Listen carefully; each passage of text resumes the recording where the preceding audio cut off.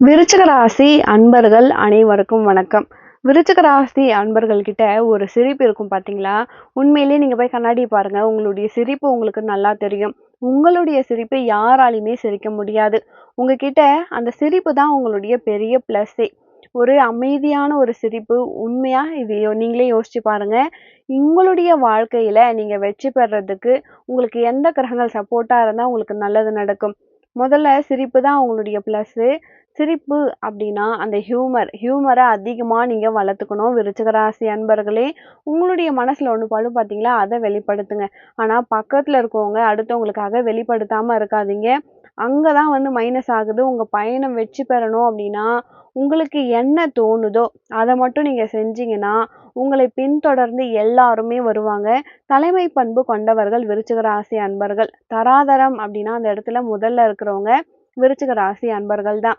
ஏன்னா, யாரு வேணா எது வேணா செய்யட்டும். கடவுள் உங்களுக்கு என்னென்ன குடுக்க போறாருன்னா, அதையெல்லாம் நீங்க பயன்படுத்திக்கிட்டீங்கன்னா, உங்க வாழ்க்கை சிறப்பா இருக்கும். உங்க ராசி கட்டத்துல உங்களுக்கு என்னென்ன கிரகங்கள் இருக்கலாம், என்னென்ன கிரகங்கள் இருக்கக்கூடாது. உங்க வாழ்க்கையில நீங்க சிறப்பா இருக்கணும் அப்படின்னா, வாழ்க்கை நல்லா இருக்கணும் அப்படின்னா, விருச்சிக ராசி அன்பர்களின் ஜாதக கட்டம் எப்படி இருக்கு அப்படின்றத நீங்க தெரிஞ்சுக்கோங்க. அப்போ இந்த ஜாதக கட்டம் தான் எல்லாமே. விருச்சிக ராசியில உங்களுக்கு ஆட்சியாளர் யாருன்னா செவ்வாய் பகவான். அப்போ செவ்வாய் பகவான் தான் உங்களுக்கு ஆட்சி பெற்றிருக்காரு. முதல்ல உங்களுக்கு முதல்ல வர்றது கோவமா தான் இருக்கும். அந்த கோவத்த நீங்க குறைக்கிறதுக்கே 1 நிமிஷம் ஆகிடும். இல்லைன்னா உங்கள யாராவது புறக்கணிச்சுட்டாங்களோ, இல்ல உங்கள தப்பா பேசிட்டாங்களோ, உங்கள தரக்குறைவா நெனச்சுட்டாலோ, உங்களால தாங்கிக்கவே முடியாதுங்க. அதனால ஒரு 2 நிமிஷம் நீங்க வெளியில இருப்பீங்க. அவங்கள விட்டு விலகணும்னு தான் ஆசைப்படுவீங்க. அப்புறமா உங்க மனச அமைதிப்படுத்தி உங்க இடத்துக்கு கொண்டு வர்றதுக்கு இந்த சந்திரன் உதவி பண்ண மாட்டாரு. ஏன்னா சந்திரன் உங்களுக்கு நீச்சமா இருக்காரு. சந்திரன் பவரே கிடையாது.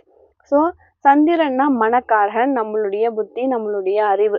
அப்போ நீங்க ஒண்ணே ஒண்ணு உங்களுக்கு ப்ளஸ்னா, உங்களுடைய ராசி கட்டத்துல சந்திரன் இருக்கிறதால, நீங்க என்ன நினைக்கிறீங்களோ அத மட்டும் செயல்படுத்துங்க.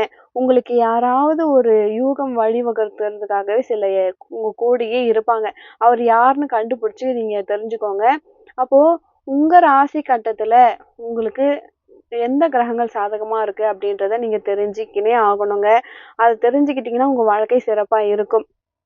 உங்க ஜாதகத்துல எந்தெந்த கிரகங்கள் உங்களுக்கு சாதகமா இருக்குன்னு பார்த்தீங்கன்னா, செவ்வாய் உங்க ஜாதகத்துல உங்களுக்கு சாதகமா இருந்தா, கண்டிப்பா உங்களுக்கு பூமி லாபம் உண்டுங்க. இடம், பூமி யோகம் கண்டிப்பா செவ்வாய் உங்க இடத்துல இருந்தா உண்டு. நீங்க தெரிஞ்சுக்கோங்க. அந்த வீடு சாதாரணமா இருக்காது. நல்ல யோகத்தை கொடுக்கும். விலை உயர்ந்த இடத்த, விலை உயர்ந்த கட்டிடத்த உங்களால வாங்க முடியும்.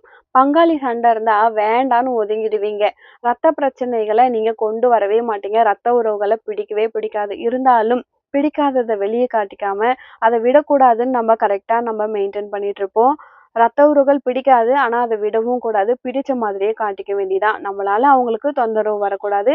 நம்ம ஒதுங்கி இருந்துப்போம். செவ்வாய் ஆட்சி பெற்றிருந்தா, பூமி லாபம் கண்டிப்பா இருக்கும்.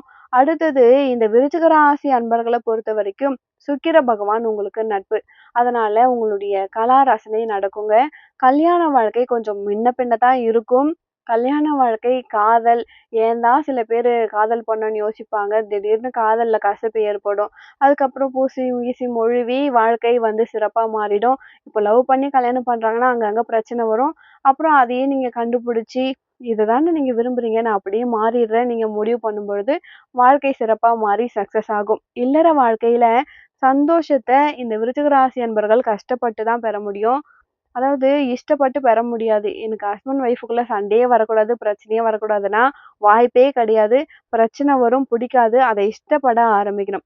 சரி, இவங்க ஏதோ நல்லதுக்கு சொல்றாங்க. என் கணவன் நல்லது சொல்றாரு, என் மனைவி நல்லது சொல்றாங்கன்னு புரிஞ்சுகிட்டு, அவங்களுக்கு சப்போர்ட் பண்ணிட்டீங்கன்னா, உங்க வாழ்க்கை சிறப்பா இருக்கும். டைவர்ஸ் வரவே வராது.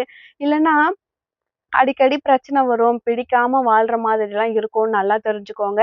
இஷ்டப்பட்டு வாழ ஆரம்பிக்கணும். ஏன்னா சுக்கிரன் நட்பு பெற்றிருக்கு.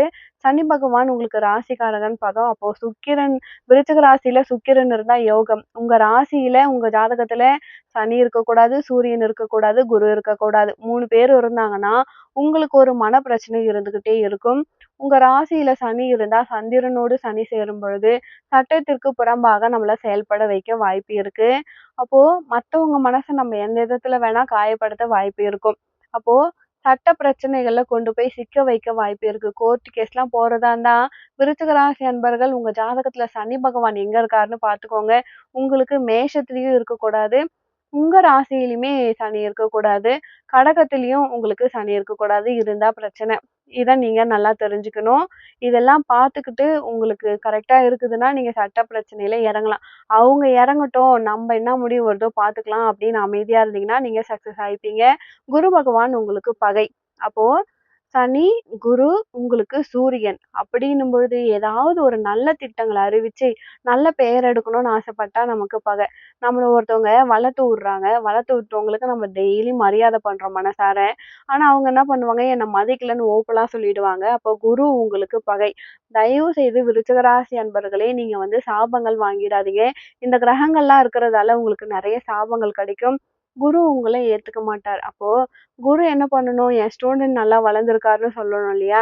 ஒரு தொழில் கத்துக் குடுத்தவரு என்கிட்ட தான் கத்துக்கினான், நல்லா இருக்கான்னு சொல்லணும்ல. அவன் என்ன விட வளர்ந்துட்டான், என்னை விட உயர்ந்துட்டான். உயர்றது அவரு 10% நமக்கு ஹெல்ப் பண்ணாரு. நம்ம 100% வளர்ந்துட்டோம். ஆனா, அது அவங்களுக்கு தெரியாது. சொல்ற கூட்டம் மட்டும், அவன் என்ன மட்டும் பெருசா வளர்ந்துட்டான். பக்கத்துல இருக்கவங்கலாம் சொல்லுவாங்க ஜால்ராலாம், "ஆமா, ஆமா அவன் உன்ன விட வளர்ந்துட்டான்" அப்படின்னு சொல்லிடுவாங்க. அப்போ நமக்கு 10% ஷேர் கிடைச்சா 4% அவுட் ஆயிடும். அப்போ நீங்க குருவ என்ன பண்ணணும், போயிட்டு ஒரு நமஸ்காரம் பண்ணிக்கோங்க. ஏன்னா குருவ திருப்திப்படுத்த முடியாது. குரு நமஸ்காரம் அவசியம். நீங்க குருவ வந்து சும்மா அப்படியே தள்ளி விட்டு போயிடாதீங்க. விருச்சிக ராசி அன்பர்களே! உங்களுடைய பலமே உங்களுடைய குருமார்கள் தான். சூரியனும் உங்களுக்கு பகை. அப்போ சட்டம் சம்மந்தமா, அரசாங்கம் சம்மந்தமா எந்த முடிவுகள் எடுத்தாலும் யோசிச்சு எடுங்க. நல்லா யோசிங்க. வாக்குறுதிகள எடுத்தோ கவுத்தோன்னு குடுக்காதீங்க. சில பேர் உங்கள வந்து கஷ்டப்படுத்த தயாரா இருக்காங்க. நீங்க கொஞ்சம் உயர்ந்தீங்கன்னா நெறைய பேருக்கு பிடிக்காது. சூரியன் பகை.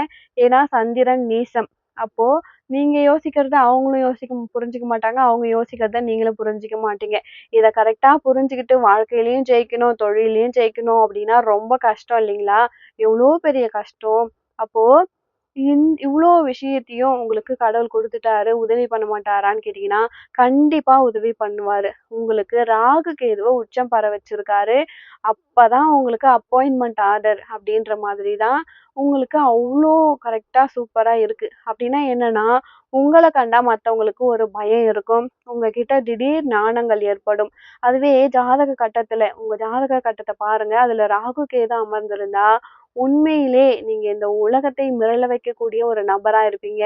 உங்க குடும்பம் உங்கள கண்டு கண்டிப்பா பயப்படும். நீங்க துணிச்சலா நெறைய முடிவுகள் எடுக்கலாம்.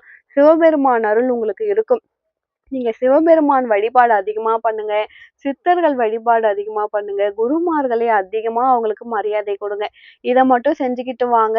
உங்களுடைய விருப்பங்கள் நிறைவேறும். நீங்க விவேகமா நடபோடுவீங்க. உங்களுக்கு வாழ்க்கையில ஒரு அர்த்தம் கிடைக்கும். உலகத்துல நெறைய பேர் அர்த்தம் இல்லாம வாழ்வாங்க. அத பத்திலாம் கவலைப்படாதீங்க. உங்கள அர்த்தத்தோடு கடவுள் வாழ வைப்பாருன்னு நெனச்சுக்கோங்க. அதுதான் உங்களுக்கு பெரிய பிளஸ். உங்க பயணத்தின் நோக்கம் அர்த்தமான வாழ்க்கைய வாழணும். அது வாழ்க்கைய சிறப்பாக்கும். உங்களுக்கு ஆயுள் பலம் நல்லா இருக்கும். ஆரோக்கிய பலம் நல்லா இருக்கும். எல்லாரும் சொல்லுவாங்க, "நாளைக்கு உன் லைஃப் போப்போது" அப்படின்னு. அது நடக்கவே நடக்காது. ஏன்னா, உங்களுக்கு சித்த புருஷர்களின் சந்தோஷம், அருள் உங்களுக்கு இருக்கு. அப்போ பழனி தண்டாயுதபாணிய அவசியம் ஒரு முறை நீங்க போயிட்டு ராஜ அலங்காரத்துல விருச்சிக ராசி அன்பர்களே வழிபாடு பண்ணிட்டு வாங்க. அதுக்கப்புறம் உங்க வேண்டுதல் நிறைவேறலன்னா என்ன வந்து நீங்க கேளுங்க.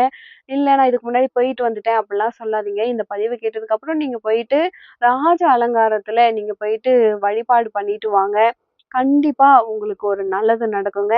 இந்த பதிவு விருச்சிக ராசி அன்பர்களுக்கு ரொம்பவே பயனுள்ளதா இருந்திருக்கும்னு நினைக்கிறேன். வீடியோ பிடிச்சிருந்தா மறக்காம நம்ம சேனல சப்ஸ்கிரைப் பண்ணி வச்சுக்கோங்க. மேலும் உங்க வாழ்க்கையில நீங்கள் சீரும் சிறப்போடும் செல்வ செழிப்போடும் வாழ நானும் இறைவனை பிரார்த்திக்கிறேன். ஒரு நல்ல பதிவில் மீண்டும் உங்களை சந்திக்கிறேன். நன்றி.